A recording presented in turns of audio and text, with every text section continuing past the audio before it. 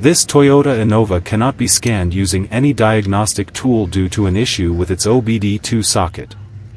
The problem is not related to power supply, but rather to a loose terminal 16 connection in the socket.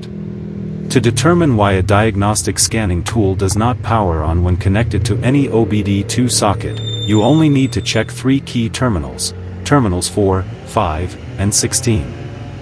Terminals 4 and 5 represent chassis ground and signal ground, respectively, while terminal 16 provides a constant 12-volt power supply.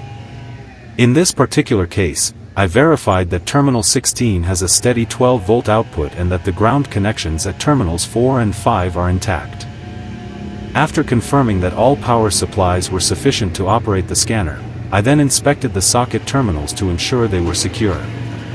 The ground terminals were firmly connected, but terminal 16 was very loose and could no longer make proper contact with the scanner's corresponding pin.